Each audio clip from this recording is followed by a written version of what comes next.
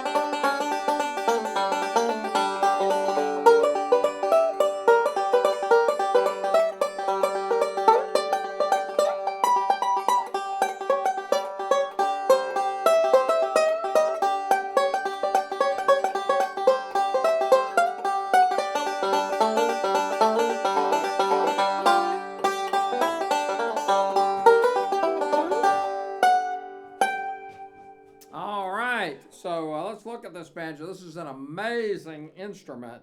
It's a red fox engraved.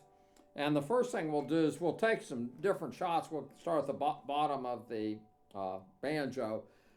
Then if you really look at this engraving, you'll notice it's deeper and much more intricate than would be typical on a banjo. And what I mean by that is if you look at Gibson engraving, it's nothing like this. I mean, look at, I don't know if you can get a close up here, but just on the top of the tension hoop, just that. We'll get as close as we can on that, but just that engraving is just unbelievable. And look at the armrest. I don't know who engraved this and how long it took, but this was quite a task, and you almost can't get engraving like this anymore. Now, I'm sure that Geoff Stelling has somebody who might do him a favor and do some engraving, but this is almost a lost art, okay? All right, so let's look up the fingerboard, and this is a red fox, which is curly maple. And we go up and we see the different inlays.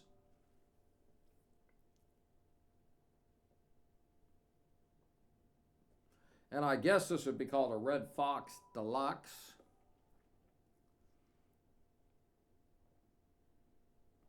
And I'm going to turn it over and look at it for 1 second.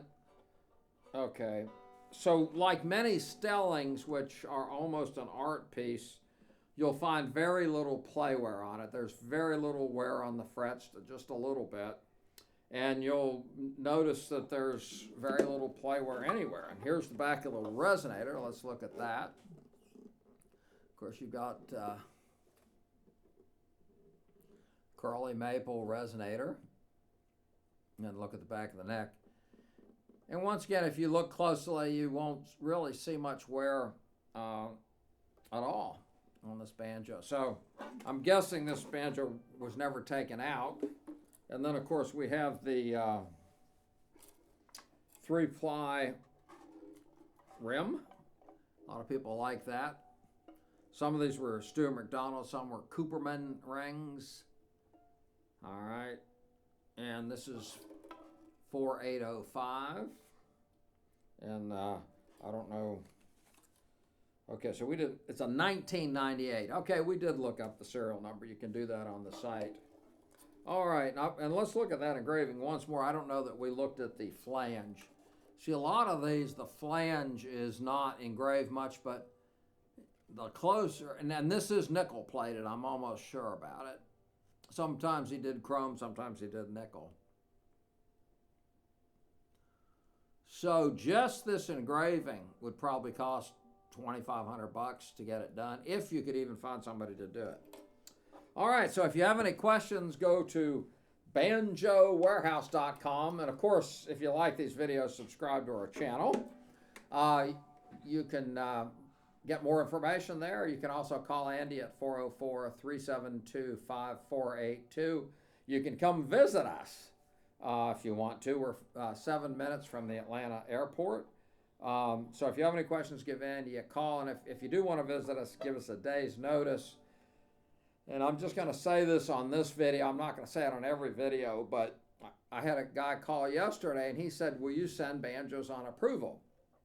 And I said, well, not really. I mean, if you get a banjo and you just absolutely don't like it, yes, you can return it, but we try everything possible to make sure that when it arrives, it's what you expect.